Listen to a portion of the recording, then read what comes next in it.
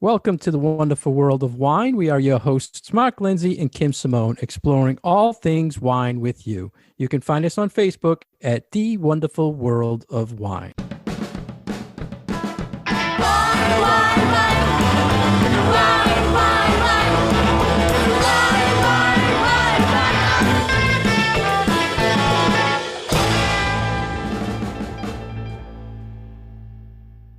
Hello again, everybody, and thank you for joining Kim and I today on The Wonderful World of Wine. How are you, Kim? I'm great. How are you, Mark? Everything is good. I'm so excited. This is our annual 2021 What to Serve with the Bird. Yay! Thanksgiving is here again. And last year it was kind of an isolated Thanksgiving. We talked food and wine, and I thought we'd make this a tradition to talk with our listeners about what to serve with the bird and all things wine going on Turkey Day. That's right. I know last year in 2020, when people weren't really gathering in big groups, we tried to have a little bit of a focus on, okay, you've got maybe just your immediate family, maybe a couple more people. It's a smaller group. Let's focus on like one wine or maybe two wines to have for Thanksgiving. But now I feel like people are opening up a little bit more and maybe are going to have more people at their Thanksgiving dinner. Maybe it's going to look a little bit more normal. So I think we have a lot to talk about and a lot of ideas that we can give for people for celebration and for either sticking with the tried and true or finding some new favorites. But at the heart of it is family and food and celebration and being thankful and enjoying that day. Yeah, and when you mentioned it, Kim, tried and true, when you think of Thanksgiving and wine, what immediately comes to your mind or you think comes to most people at Thanksgiving for wine? Most people? I can't speak for most people. Well, I can speak for myself, but I know that unlike other holidays, like take Christmas or Easter or, some of those other bigger holidays that a lot of people celebrate, you can sort of shake up the menu every once in a while. For Easter, maybe you have ham or maybe you have lamb or maybe your family does a turkey or maybe your family does a lasagna. For Thanksgiving, it tends to be very traditional. Like most people across the country generally will have kind of, similar things on the table. It might be different regionally, but overall, we're kind of all sitting down to a very similar meal. So it makes it a little bit easier for us to talk about the wines to go with the meal. But that being said, it's a hard meal to change up. It's a hard meal to introduce something new to. So I think that there is something of value with saying, okay, there are these traditional wines that a lot of people like to pair with their Thanksgiving meal, and here are some of them. So that's not to say that I don't have some new ideas this year, because I like to shake it up a little bit as far as the wine goes. But I think as far as the tradition goes, or at least the tradition for the last few years for a lot of people that I've spoke to, you're looking at either a lighter red, so either Pinot Noir or Beaujolais to go with the meal, or dry Riesling seems to be kind of a popular wine. But there's nothing to say that people can't stick with their favorite Chardonnay as well for a white. First, Kim, you were talking about the foods, and everyone is having turkey, obviously. And I think we talked last year, it all depends how people are cooking. A lot of people are frying it now, deep frying it. A lot of people have traditions with different side dishes. So why don't we kind of start by styles and then talk about the styles. And first I wanted to start with sparkling because everybody knows who listens to our show. You're the queen of bubbly here. Do you have any sparkling on your table? If you do, or if you don't, what would people want to pair with the sparkling? I have a favorite bubbly wine that goes with Thanksgiving for me, and you carry it in your store. So I'm sure you know which one I'm going to bring up. So it's a sparkling rosé from Alsace. The producer is Lucien Albrecht, and it is a Cremant that is made from Pinot Noir. So for me, it's fabulous because it fits all of my favorite categories when it comes to pairing with this meal. So not only is it bubbly, which just goes with everything, but it's pink. And I feel like rosé is one of those wines that when you have a variety of things on the table, it can match really nicely with a bunch of things, especially something like Thanksgiving that you might have squashes, you might have cranberry, you might have mushrooms, you might have a lot of those flavors. And this particular wine really pulls the Pinot Noir flavor, a little bit of that earthiness. It's nice and dry, which I like as well. So it's a style of wine that I feel like really lifts up a lot of especially those side dishes that we have with the meal. Because there is like a fair amount of earthiness usually to a lot of things, whether it's those squash or the mushrooms, or maybe you've got beets or something like that. So sometimes I like to have a wine that has just a little touch of that earthiness to it. I wanted to start with the sparkling because I feel a lot of people use it on Thanksgiving, and it's more as a welcoming beverage or with appetizers. Yeah. When I have a larger crowd, dinner, that's usually what I will do. With the main course, they really don't. For main course? I don't think that a lot of people think about doing. It goes great with sides. I know, but it's not. It's a very un-American thing to have sparkling wine as your main course beverage. I think is very unusual for a lot of American wine drinkers. It shouldn't be, because it's super fantastic with like so many things.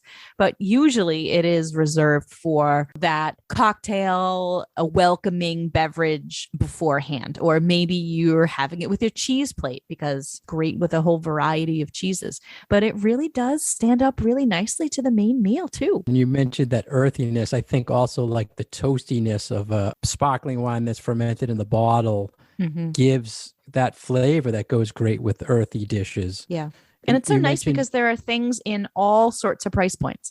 Like you can spend $10 a bottle, you can spend $100 a bottle. Like you can do really whatever works for you. So I think that's one of the nice things about the style too. You can get an inexpensive Prosecco, or you can get really fancy champagne. And you mentioned your favorite is a rosé style, and rosé still wine or sparkling wine, I feel goes great with turkey, especially the next day. I love leftover sandwiches with rosé wines. That's funny. I love the day after Thanksgiving sandwich, but I never have it with wine. Wow. I'm shocked. I know. Try it with the rosé. I guess I'm going to have to do it this year. It's really good. Yeah. And do you think the trend in the Prosecco rosé is going to carry into Thanksgiving? I don't know. How do you feel the availability of it is these days as a retailer? Yeah, there's still plenty around. I think around? Okay. Overall, I saw stats saying Prosecco itself is up like 20%. Yeah. And in US now, 25% of all sparkling sales are Prosecco.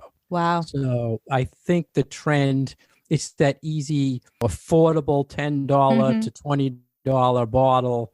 It's a great gift thing to bring to someone's house. But the rosé, I still haven't had a hard time getting. I still don't see it taking off. I actually sold more still wine rosé than Prosecco rosé. Yeah, you know what? I would agree with that. I would say that it's still flying under people's radar a little bit, even though it seems like a complete no-brainer that is super popular and rose together. And we have this blockbuster marketing campaign, maybe because they haven't done any marketing behind it. I don't know. But they're trying to promote more the higher level Proseccos, I think, than the category. So maybe it's coming. But I love the suggestion of sparkling wine throughout the whole meal. Don't just, give it to people in the beginning. Leave it out there on the table and let people play around with it, with the turkey and so forth. What about whites, Kim? You mentioned Riesling. I've seen this over the years kind of fading out. And you were mentioning a dry style. You think the dry style is where it's at now with Riesling? Either dry or off dry. There is something nice about having an off dry wine at Thanksgiving, because we don't really think about it, but a lot of the sides that we have at the table do have a fair bit of sweetness to them. So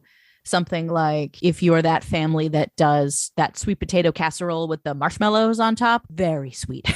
Like if you were to put Italian Pinot Grigio with that dish, that poor Pinot Grigio is just going to roll over and die. So you kind of need something with a little bit of sugar to it to stand up to something like that, or something with a lot of body. So I know that a number of years ago, Gewürztraminer was very popular for Thanksgiving. I think that's the one that's fallen out of favor. But I would always put a good bottle of Alsatian Riesling on my table for Thanksgiving. I was recently at a German Riesling tasting, and I must admit, I'm not a Riesling fan, but I got on the bandwagon and I was thinking with Thanksgiving, especially if you have something where you're spicing up the turkey, putting some real, either some heat or pepper spice or something on there, the Riesling would really work well. Like you said, a little bit of sweetness to offset that spiciness, or even on a side dish that has a little spice to it. Yeah. And I played with that theory. I tried actually some spicy food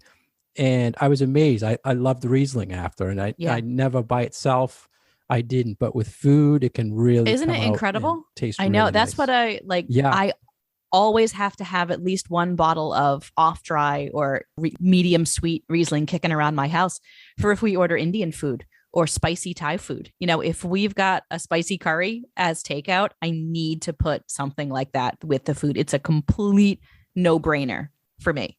And Franklin has such good Indian restaurants. Yeah. So, it's people. I'm sure there's people who have traditions with something spicy on their table at Thanksgiving. Maybe. So, think of that when you're doing and it would also go really well with that deep fried turkey that you were talking about. Because I think this is one of the things that people don't necessarily know about Riesling, because when you hear that word, a lot of people think, oh, it's going to be sweet, right? But Riesling is also fairly high in acidity. There's some tartness there that can often get overshadowed by the sweetness, but that acidity cutting through the fat from the fry, so that like crispy skin with something that has some of that real nice tartness to it, is just wonderful. And that acidity also leads back to the sparkling, which works well. Mm-hmm. Exactly. And that's why I say, like, for sparkling wine, for if you're doing like cheesy appetizers to start it out, it's just just such a wonderful way to go. Sticking with the whites, Kim, I saw something that said Gruner Veltliner is the wine now, trending for Thanksgiving. Is it really? What do you think? I'm thinking it's the same as Gewürztraminer, where no one knows of it or would want to explore it maybe on Thanksgiving. Yeah. But do you see that foodie trend with Gruner? No, I haven't seen that. I would like to see that. Because it's a great variety that I like a lot. But every once in a while it just pops up, and I just don't see it.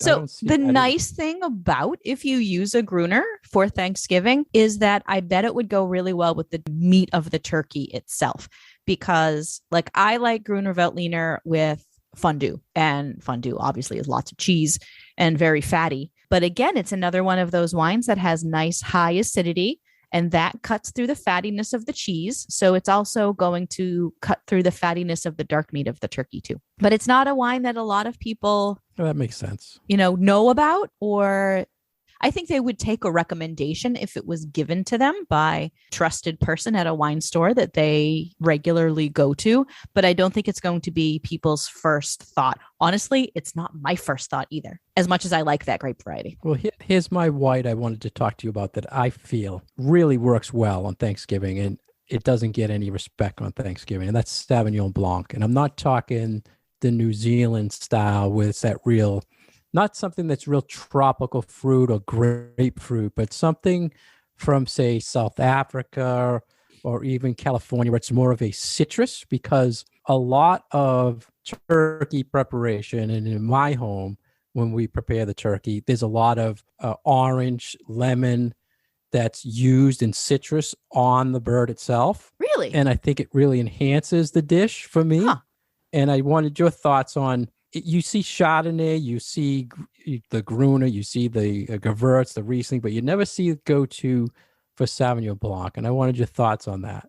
What's nice about Sauvignon Blanc is that it's a very acid, right? All-purpose. Yeah, it's a great all-purpose white because it acts like a wonderful palate cleanser. So I don't necessarily know how it would pair per se with the food. Like, I don't think it would be the kind of pairing that if you have a sip of the wine and a bite of the food, you're going to have this like food revelation, like, oh my goodness, this is perfect pairing. What I think it's going to do is just make the meal very enjoyable, because you're going to have that sip of wine that has this brightness to it. It has this citrusiness to it, like you were just saying. And it's just going to add this lightness to the meal that maybe with all of those heavy foods, that's what you need in between every, 2 or 3 bites. You need to have that lift and you need to have that brightness, almost like having a sip of lemonade that just kind of wakens everything up. Sauvignon Blanc does that. So I don't necessarily know that there would be one particular dish on the table that would be like, oh, this is a perfect pairing with this. But I think that it would round out the whole meal and just be really nice with everything that you've got going. What do you do that's citrusy on your turkey? I'm so curious now. Stuff the turkey with actual citrus to you don't kill that stuffing? gaminess. No, stuff it with citrus to take away kind of the gamey thing of a turkey. Yeah. The stuffing is mostly prepared on the side. We're kind of against that thing. You're a fan of stuffing the turkey with the... I love stuffing in the turkey. I love all the meat juices that get into the stuffing from the turkey. You're more daring. I know. No, yeah. I know that they say that, the turkey doesn't get up to temperature, blah, blah, blah, blah. I don't care. That's one of those. This is my tradition and I'm sticking to it. Yeah, it should be. One of those things, passed down from generations. Thanks, Dad. So we covered Riesling, we covered Sauv Blanc Sparkling. For next Chardonnay, you wanted to talk about Chardonnay, and I always recommend a non-oaky, more of a neutral style Chardonnay on Thanksgiving. Is that where you like to go with Chardonnay? I mean, for me personally, because that's the style of Chardonnay that I like to drink. But I think when you're talking about Thanksgiving and bringing it back to that focus on tradition and similar flavors, and like, this is the meal that we've always had, so therefore this is the meal we will continue to have. I think there's something nice about having a wine that is a favorite on the table. And we all know that for a lot of white wine drinkers, Chardonnay continues to be a favorite. It is still the most popular white varietal wine that is sold and consumed in the US. So I think there's something to be said for having one of those wines as part of the meal that has that comfort factor for a lot of people. So maybe not necessarily sticking with the same brand that you are used to drinking, but maybe shake it up a little bit. If you want to do a Chardonnay that doesn't have any oak on it, instead of doing your regular unoaked Chardonnay from whatever region you happen to get it from, splurge a little bit and get a nice bottle of Chablis. Or if you ordinarily drink California Chardonnay, maybe that favorite producer of yours produces a wine that's like a tier higher or a reserve level or something like that. Just make it a little bit special, but stick with those flavors that are within your comfort zone and what you know that you like, so that you'll get just that little bit more of enjoyment out of the meal. That's a good point, Kim, talking about favorites, because when I prepare recommendations for the holiday, I'll put out little tags on wines I feel are the go-to Thanksgiving pairing wines. But for instance, I don't put that on, say, Cabernet. Right. But Cabernet is very popular, and there are people that's their wine. So they're going to drink it with any meal they want because that's their wine. So exactly on your point, if you like that style of wine, or if it's white Zin or Cabernet, it's going to work for you because you like it. So it's a special day. You should drink what you like. And, maybe you want to think about your guests. If Kim's at the table, she might not like the Cabernet, but it's what you like. So it will work with something. It can work with turkey, but it might kill the turkey flavor a little bit. But if you like it, you're used to it, you should definitely go with what you like. I've kind of made a complete 180 on this topic over the last number of years that I've been doing wine. In my earlier years, I would have been, this is what goes with Thanksgiving dinner. And I used to bring all sorts of interesting things to the meal, whether it was at my parents' house or my cousin's house or my in-laws. And people generally would stick to what they knew and what they liked. Every once in a while, somebody would try a glass of this, weird thing that I brought, like, hey, try some Albarino with the Thanksgiving turkey. And I'm like, oh, but Kim's trying to think ruin I've the meal. just sort of come back around to the idea that Thanksgiving is about comfort and relaxation and family, and that there is something to be said for not only the comfort level of the food, but the comfort level of the wine as well. Totally not what I would have said 10 years ago. That's good. I mean, it's a great point. And I'm sure people didn't appreciate you ruining their Thanksgiving by trying get him to try something different. That's right. I mean, it's like, Kim's here, drink Kim's here, Gewürztraminer. Yeah, yeah. I'm going What are to you push doing? this Gewürztraminer on you. I probably brought Gruner Veltliner to Thanksgiving one year for some year.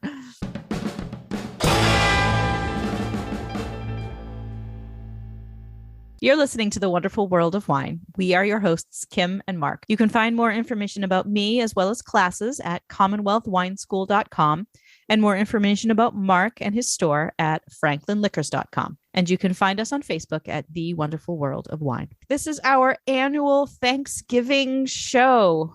What to pair with the bird 2021. Is that what we're calling it? Yeah. What to serve with the bird. What to serve with the bird.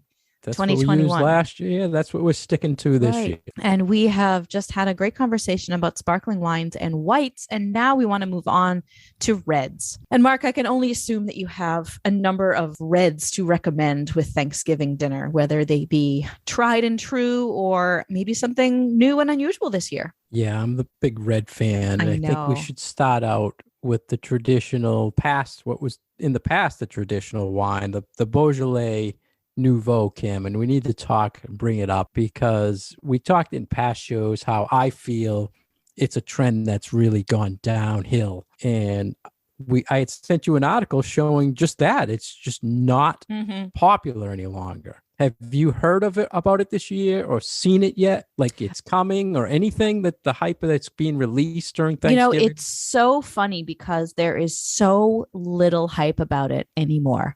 Yeah. 20 years ago, it was like people were clamoring at the door, get a bottle. It was interesting. That article they made had a graph of sales numbers of cases or bottles or whatnot of Nouveau over the last, 30 years. And it was high in the 80s, dipped a little bit in the 90s.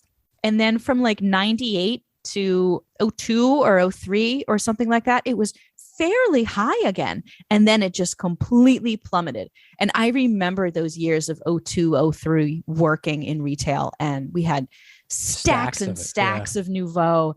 And we would have people coming in a couple of days ahead of time, trying to convince us to sell it to them early. And we're like, we can't, that's breaking the law, yeah, all this kind of wacky stuff. And I mean, aside from my wine school doing a Nouveau class, we're doing a Beaujolais class that's going to include a bottle of Nouveau on the Friday before Thanksgiving. We don't do a lot with Nouveau anymore. It's just not a trendy thing anymore. Yeah. They were saying that it's down 25%. And if I'm our surprised listeners don't know, 25 from last year or 25 from 25%. The peak? Yeah, 25% from last year is what I read. Yeah. Well, last year was down 25%. So this year is probably going to be more than that. Yeah, it's really not. Know if it even made it over here with the shipping and everything. Yeah, no kidding. I don't even know if I hope we get some. I was talking to some salespeople asking, no one tried to sell it to me. And has it even arrived? Is it in their warehouse or what? Nothing. So I don't even know if it made it here. Did you order some? I didn't. I didn't order it the last 2 years. You're not going to have any Beaujolais Nouveau on the Thursday before Thanksgiving? No Nouveau, but I will have Gamay grape wines from France, either Village or Cru, that, like you mentioned in the past, trying to get your husband on the Cru Beaujolais. I keep trying. It's not working.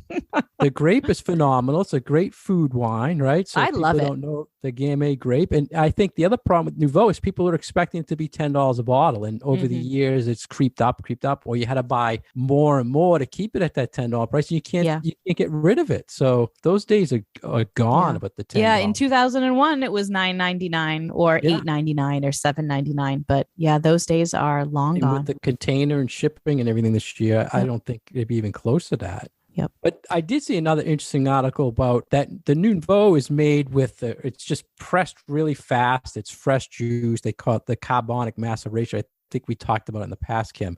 But I just saw that Argentina is making Malbec Nouveau now. I thought was very interesting. But they're trying to jump on a trend that's really not popular, but different grape. I assume it would be maybe a little heavier. But it's a style that could gain traction, I feel, because we're sort of at this point right now that people are moving a little bit away from what we saw a few years ago with lots of oak and heavy wines and higher alcohol. I mean, in some places, there's no way to get away from higher alcohol if you are making a traditional white or a traditional red in a lot of the areas that we get a lot of our wines from.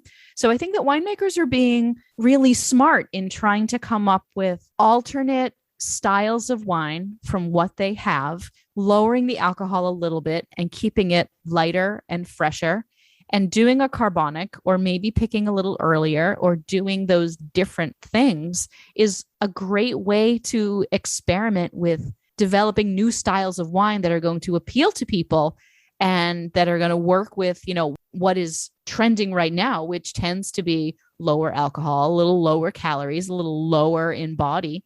And I think that that's actually a really smart move on the part of those Malbec producers. Yeah, they could actually, hopefully they can bring back the trend of, the Nouveau was hot for this type of food. I mean, it was released on Thanksgiving. They had a niche that it was a great food wine related to one of the best food.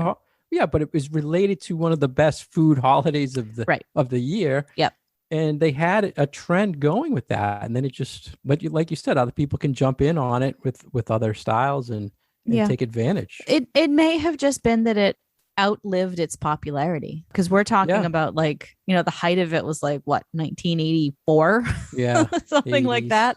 So, that was a while ago now. Remember they used to fly it in on the Concorde? That's how even just back. A few years ago, they would fly in the first cases. You had to pay extra for. Yeah, you did. It was more expensive. So you would pay a different price for those first cases that were getting flown into you. Yeah, but if you wanted to be the first, right on the cusp of getting that very first bottle of Nouveau on that Thursday.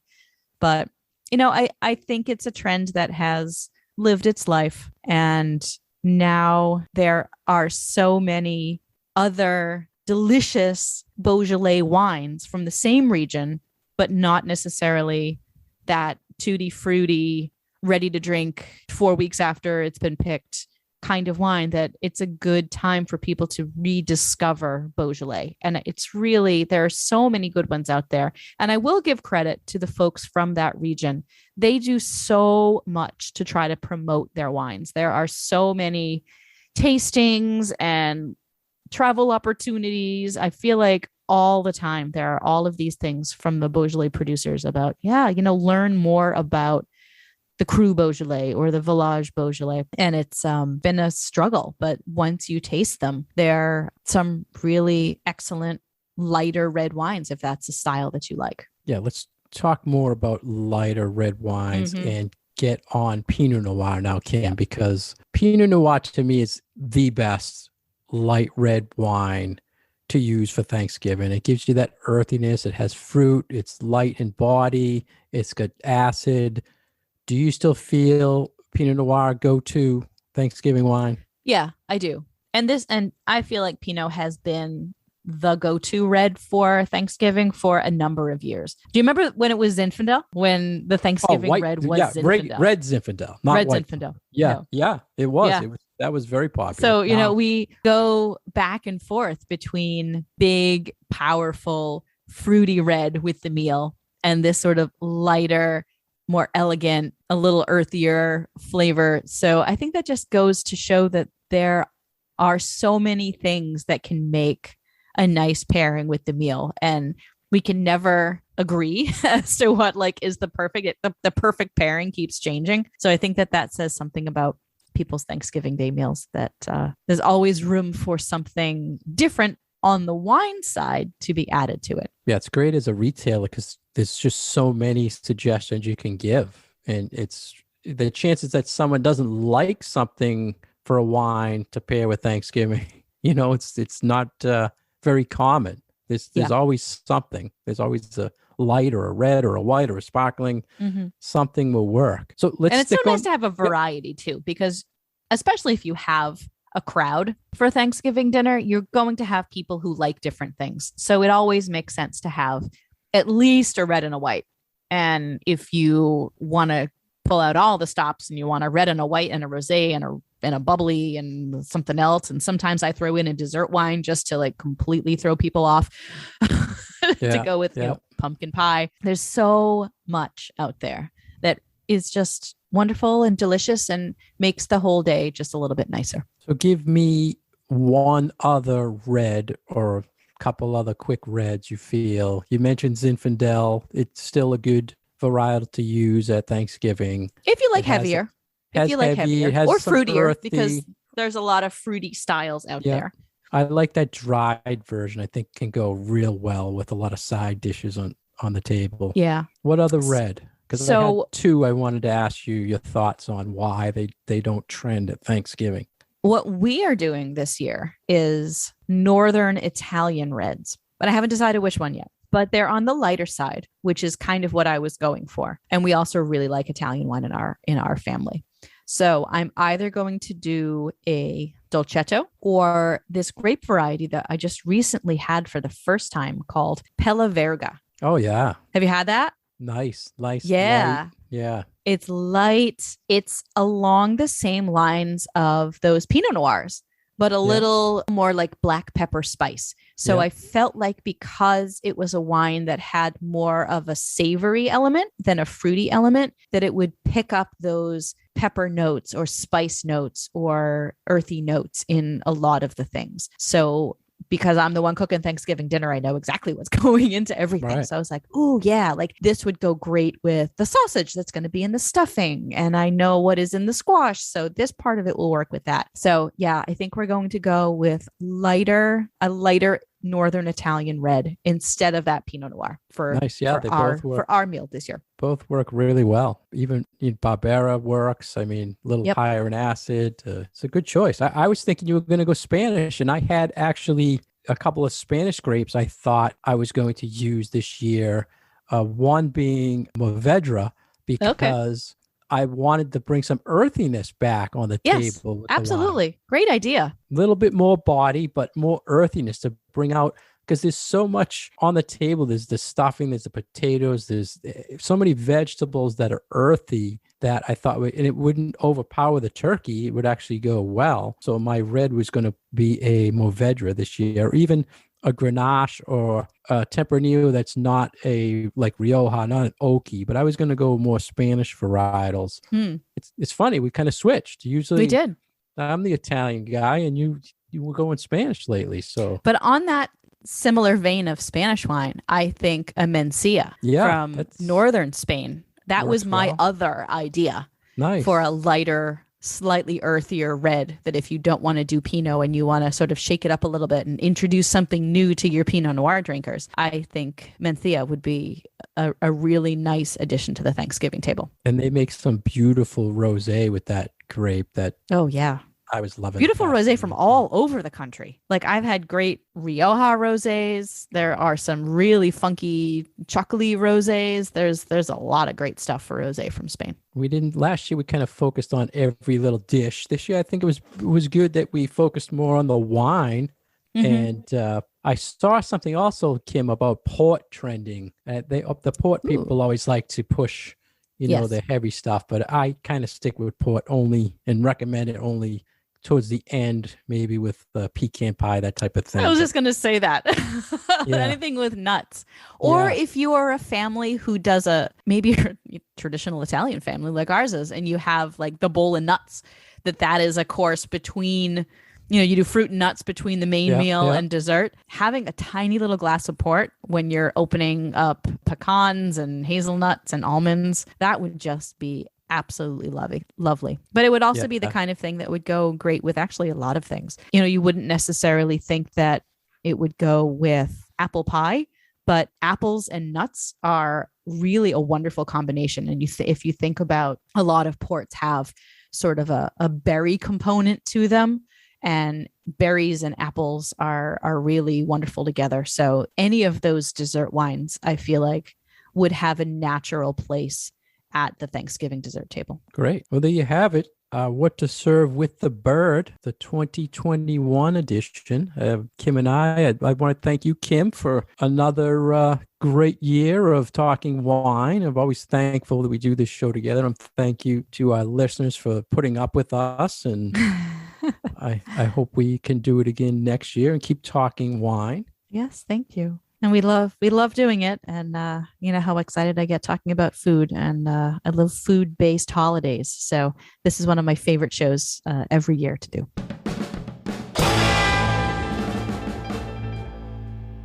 Thank you for listening to The Wonderful World of Wine. We've been your hosts, Mark Lindsay and Kim Simone, exploring all things wine with you. You can find us on Facebook at The Wonderful World of Wine. We like any questions or comments. You can find us every week right here on WFPR 102.9 FM in Franklin, Mass. You can find us also on Twitter. It's at Wine Education. And we like any comments on any way you can find us. Our past episodes are on SoundCloud and iTunes. Cheers. Wine, wine, wine.